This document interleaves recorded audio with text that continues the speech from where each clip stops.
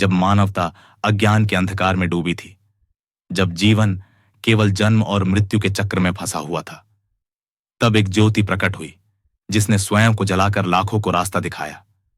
वह कोई और नहीं, स्वयं गौतम बुद्ध थे। आइए जानते हैं उनके एक राजकुमार से बुद्ध बनने तक का सफर। ईसा से 563 वर्ष पहले रानी माया देवी एक सुंदर स्वप्न देखती हैं कि एक सफेद हाथी उनके गर्भ में प्रवेश करता है। यह संकेत था कि कोई दिव्य आत्मा इस संसार में जन्म लेने वाली है। कुछ ही समय बाद लुम्बिनी वन में राजा शुद्धोधन एवं रानी माया देवी के घर एक पुत्र जन्म लेता है, सिद्धार्थ। जन्म के समय ही आर्षियों ने भविष्यवाणी की, यह बालक या तो महान सम्राट बनेगा या सन्यासी बनकर संसार को मोक्ष का मार्ग दिखाएगा। उनके पिता को डर था कि सिद्धार्थ सन्यासी ना बन जाए, इसलिए राजा ने सिद्धार्थ को हर प्रकार के दुख से दूर रखा। उन्हें महल के भीतर सुख, विलास और शांति में पाला गया। सिद्धार्थ अत्यंत बुद्धिमान, सौम्य और दयालु थे। 16 वर्ष की आयु में उनका विवाह राजकुमारी यशोधरा से हुआ और कुछ समय बाद उन्हें एक पुत्र की प्राप्ति हुई जिसका नाम राहुल था। एक दिन सिद्धार्थ ने महल से बाहर निकलने की जिद की। वे महल के बाहर गए तो उन्होंने जो देखा उसने उनकी आत्मा को झकझोर कर रख दिया। उन्होंने देखा एक वृद्ध व्यक्ति, एक रोगी, एक मृत शरीर और एक सन्यासी। तब सिद्धार्थ ने जाना, जीवन केवल सुख नहीं अपितु दुख, रोग और मृत्यु का चक्र है। इस बारे में जानने के लिए उन्होंने एक साधु से बात की तो उन्हें गृह त्याग के लिए प्रेरित किया। रात्रि का समय, पूरा महल शांत। 29 वर्ष की आयु में सिद्धार्थ ने अंतिम बार अपने सोते हुए पुत्र राहुल और पत्नी यशोधरा को देखा। आंखों में करुणा थी पर मन में दृढ़ निश्चय। उन्होंने अपना राजसी वस्त्र उतार दिया और साधारण वेश में निकल पड़े सत्य की खोज में। 6 वर्षों तक सिद्धार्थ ने तप, योग और साधना की। नर्मदा तटों, वनों, आश्रमों में भटके। उन्होंने अन्न, जल त्याग दिया। हड्डियों का ढांचा मात्र रह गए। फिर उन्हें बोध हुआ, यह कठोर तपस्या भी सत्य की ओर नहीं ले जाती।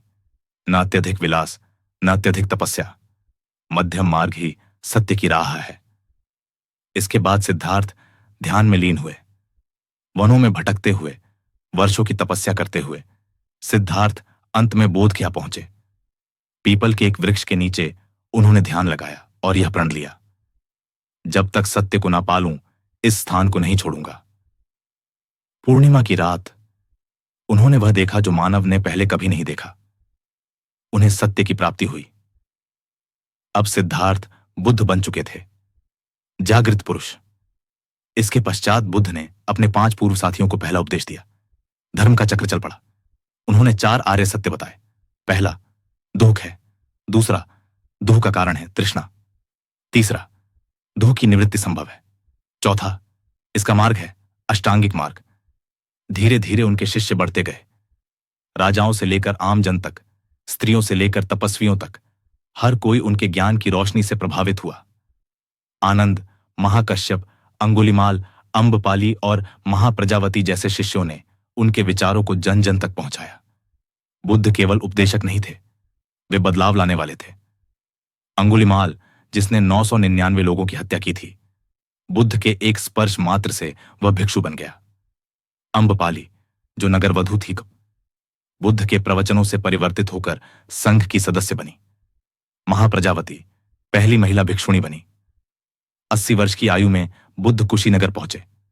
वहां साल वृक्षों के नीचे उन्होंने अपने शिष्यों से अंतिम वचन कहे, अप दीपो भव, यानी स्वयं दीपक बनो।